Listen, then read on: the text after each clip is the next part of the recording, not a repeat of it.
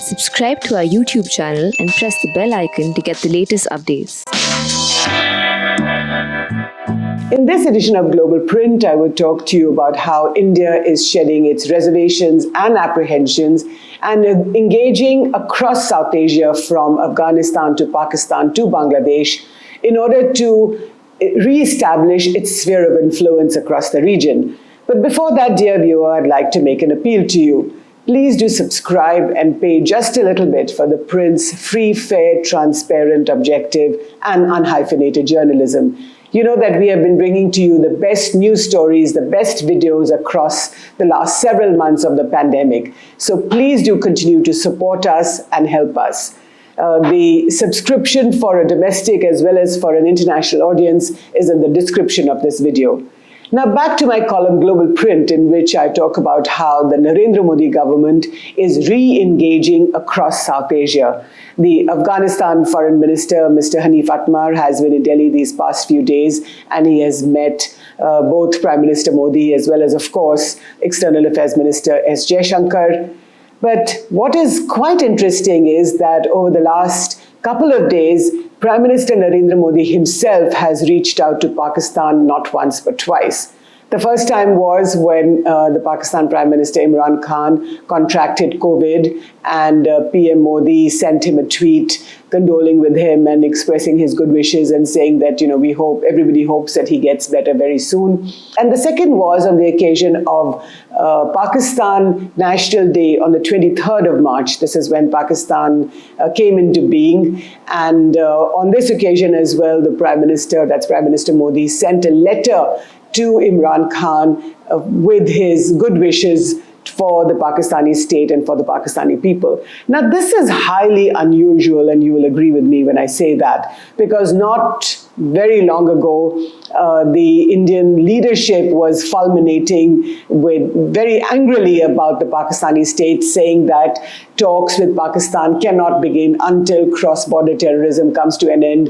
Now, of course, that hasn't happened, although the agreement on the line of control that divides the two Kashmirs has been quite effective so far. The LOC has fallen quiet, much to the delight of the people who live on both sides of the LOC and in Kashmir. So that has been a very good outcome of this latest bout of peace between India and Pakistan.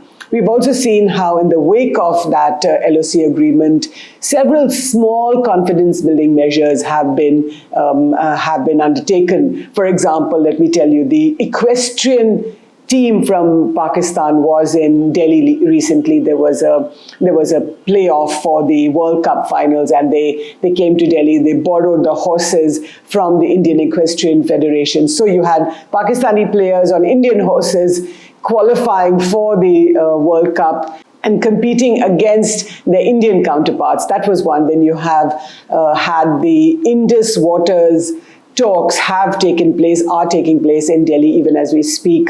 This is happening after 2 long years. So something is happening. There is definitely something in the air.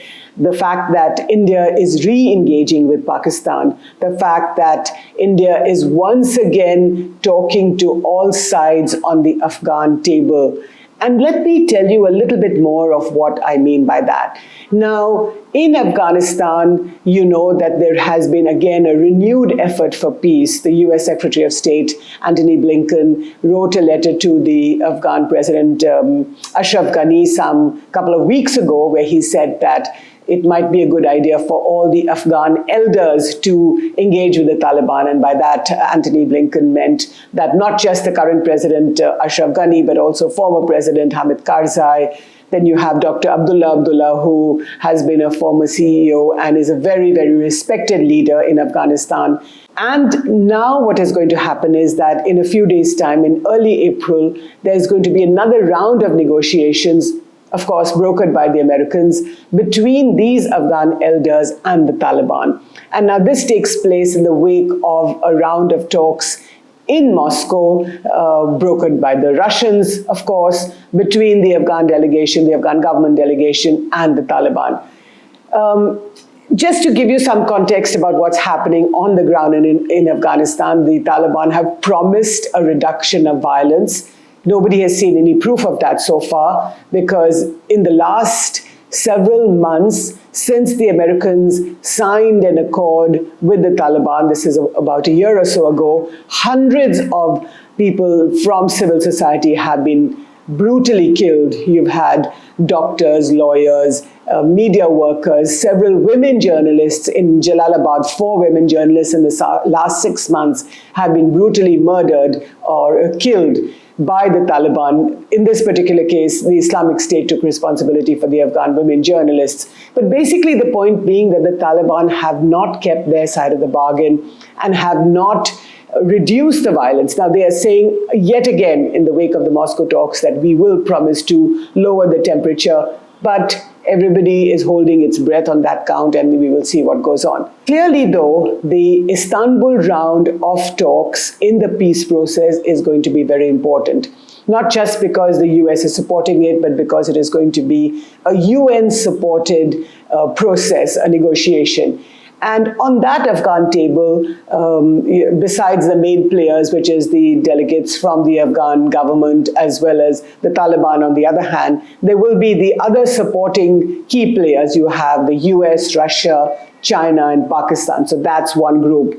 And apart from that, you also have 2 other neighbors of Afghanistan, which is Iran and India. Now, some would argue, and certainly the Pakistanis would argue, that India is not a geographical neighbor to Afghanistan. But over the last 20 odd years, since 9/11, when the Taliban were ousted by the Americans, India has played a very key and a very critical role in the economic redevelopment of Afghanistan. About $3 billion have been given by the Indian government and over several governments. So the point I'm making is that across governments in India, whether it's the BJP, Narendra Modi's government, the previous BJP government, Atal Bihari Vajpayee, or the 10 years of the Manmohan Singh-led Congress government in power, India has supported the Afghan Republic.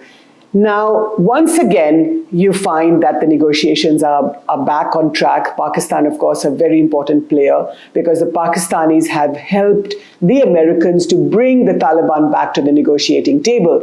And you would wonder why that is, because not just over the last 20 years, as the Taliban regrouped themselves, expanded their control over Afghanistan, and today, by any estimate, by any stretch of the imagination, about half the country is under control of the Taliban. But where does the Taliban get its support, its money, its moral, military, psychological, economic support from? It's a question that has been asked again and again these last several decades, and there is only one answer to it, and that is Pakistan. Because the Taliban has its sanctuaries inside Pakistan, whether it's in Quetta, which is why it's called the Quetta Shura, in Miran Shah, which is why it's called the Miran Shah Shura, or in a big city like Karachi. You would not expect that. You would not expect the Taliban to have a big presence in Karachi, but they do. So the Pakistani establishment, and by that I mean the ISI and the army, but specifically the ISI, which is Pakistan's intelligence agency, has been supporting both morally and militarily by giving it arms, by giving it training. So training its cadres and sending them into the field, into Afghanistan, so that, you know, it's a bit like human fodder, treating them and which means that a lot of the Taliban have also been killed. And the reason that the Pakistanis are doing this is because they want to expand their control over Afghanistan. So you can imagine, in this great game that has been building over the last 20 years, that great game is now moving towards, it seems at least for the time being, it's moving towards some sort of denouement. The Americans are exhausted. They have been in Afghanistan for 20 years. More than 2,000 Americans have died in this period. They have spent a large sum of money, $2 trillion, as a result of which America seems not just exhausted, but it has been battered. and its primary role as a superpower, as the world's only superpower, now seems to be called into question because the Chinese are rising. They are not there yet. They're, of course, a far second behind the US, but they are not just inching closer every day, but catching up speed very quickly. So on the Afghan roundtable in Istanbul will be the Americans, the Russians, the Chinese, and most importantly, the Pakistanis. But what is equally significant and interesting, which is what I referred to earlier, is that Iran, which is another neighbor of Afghanistan, will also be there, and will India. Now, this is for the first time in 20 years that India has clawed its way back to the Afghan round table, which means that it's a player on the table. External Affairs Minister Mr. Jaishankar will be there. He will represent India, which means that he will be a party to a solution for finding peace or stable peace in Afghanistan. The third leg of my argument in my column Global Print is about Bangladesh and how Prime Minister Modi is flying to Bangladesh on the 26th of March to celebrate Bangladesh's 50th anniversary of its independence. We know that in 1971, India and Pakistan fought a bloody war, and out of that was created a new nation called Bangladesh. So former East Pakistan, which broke away under the guidance and leadership of Sheikh Mujibur Rahman, today Bangabandhu Sheikh Mujibur Rahman. It is also his 100th birth anniversary, and the Bangladeshis are celebrating that as Mujib Borsho. And you have the big celebration, the 50th anniversary celebration, for which Prime Minister Modi is present as guest of honor on the 26th of March, concludes a 10-day-long celebration for the 50th anniversary, where several other heads of state and government of South Asia have also been. So you've had the Bhutan Prime Minister, Mr. Lote Tshering, the Sri Lankan Prime Minister, Mahinda Rajapaksa, the Nepal President, Bidyadev Bhandari, as well as the Maldivian President, Ibu Soli. So these four prime ministers and presidents have participated in Bangladesh's anniversary celebrations, and now Prime Minister Modi will bring up the rear on the most important day, which is on the 26th of March. But what is even more interesting is that the Prime Minister, being the political person that he is not just going to Bangladesh to participate in its 50th anniversary. The day after that, which is on the 27th, he will make two very interesting trips. He flies first to this district called Satkhira in the Khulna province, where there is a very sacred shrine to the goddess Kali. It's called the Jeshoreshwar Kali shrine because the area is called Jesor or Jeshore in Bangla. And this area is cheek by jowl with the South 24 Parganas, the South 24 Parganas in West Bengal, which is going to the polls. So the Prime Minister will pray at this Kali shrine. Presumably there will be full coverage, and that is presumably going to have some effect on the voting patterns in the West Bengal election. From the Kali temple, he will go to Gopalganj, where Bangabandhu Sheikh Mujibur Rahman's grave is located. We know that on the 15th of August 1975, when Bangabandhu and his entire family, his wife, his kids, his sons, their wives, their children, each of them were massacred in their home in Dhaka. The only two people who survived that massacre, Hasina and Rehana. Today, Sheikh Hasina is the Prime Minister of Bangladesh. Her sister Rehana is also here. She lives abroad. The reason these two girls, the two sisters, survived that bloody massacre on the night of August 15th was because they were not in Dhaka, not in that home at the time, but they were living abroad. So when he was killed so brutally, his body was brought by the Bangladesh army to Gopalganj, which is his native village. Now the Prime Minister will pay his respects at Bangabandhu's shrine, but also in Gopalganj live a very large community of Hindus called the Matuas.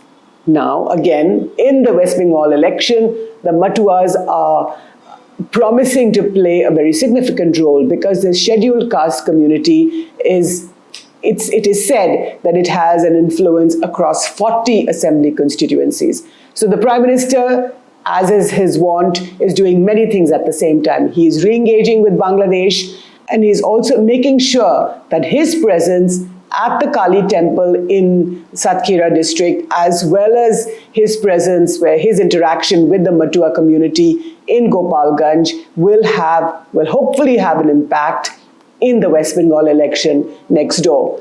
So in my column Global Print, that's what I have for you this week, the re-engagement by India across the South Asian region. I've given you 3 examples: Afghanistan, Pakistan, and Bangladesh. And the untold or the unsaid signal to China is that this is India's sphere of influence and that there is no room for anyone else. Thank you for watching. This is Jyoti Malhotra. Please write in and let me know what you think about this video.